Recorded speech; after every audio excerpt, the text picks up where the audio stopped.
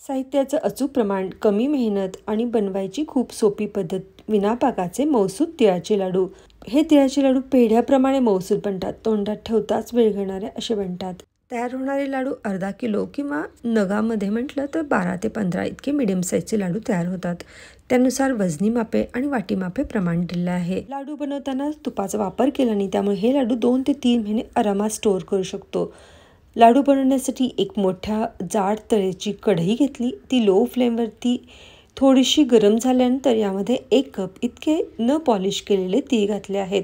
या ठिकाणी तुम्ही पॉलिश केलेले तीळही वापरू शकता.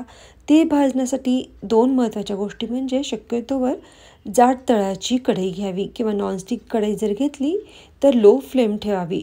गॅसची फ्लेम लो ठेवून तीळ खमंग भाजून घेतले आहेत. आता तीळ खमंग भाजले गेले आहेत हे कसं ओळखायचं?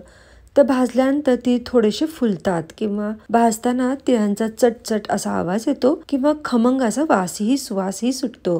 तीळ खमंग भाजून झाल्यानंतर थंड करण्यासाठी प्लेटमध्ये काढले आणि प्लेटमध्ये पसरून थंड करण्यासाठी ठेवून दिले आहेत.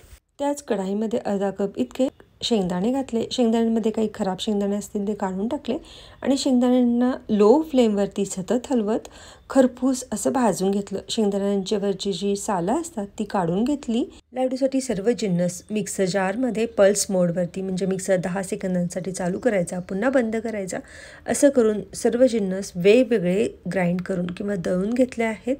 या ठिकाणी पहिल्यांदा मिक्सरमध्ये तीळ घातला आहे आणि तिळांना पावडर किंवा पावडरीसारखं पिठासारखं दळून घेतलं आहे.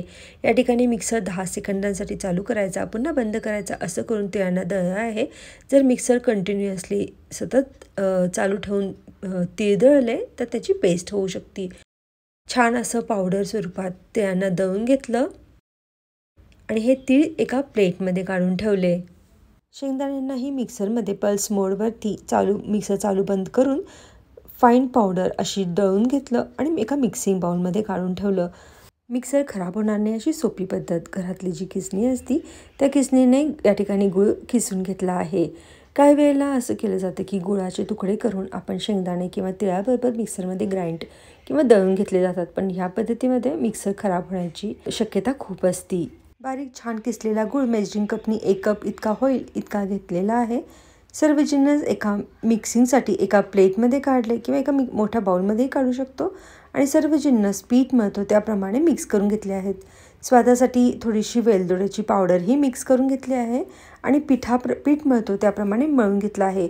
किंवा आपण हे सर्व जिन्नस मिक्स करण्यासाठी मिक्सरचं भांडंही वापरू शकतो. मिक्सरमध्ये सर्व जिन्नस घालून पल्स मोडवरती म्हणजे थोडंसं चालू करायचं मिक्सर 10 सेकंदांसाठी, पुन्हा बंद करायचं, असं करून हे सर्व जिन्नस मिक्सरमध्येही मिक्स करू शकतो.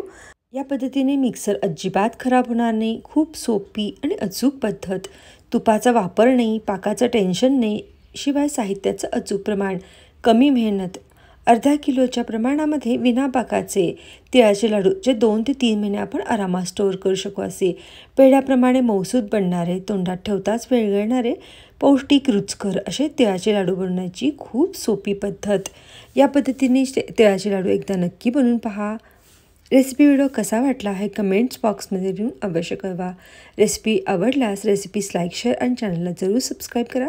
अशा सोप्या, साध्या आणि पौष्टिक रेसिपींसाठी चॅनलची व्हिडिओज एकदा जरूर पहा आणि धन्यवाद.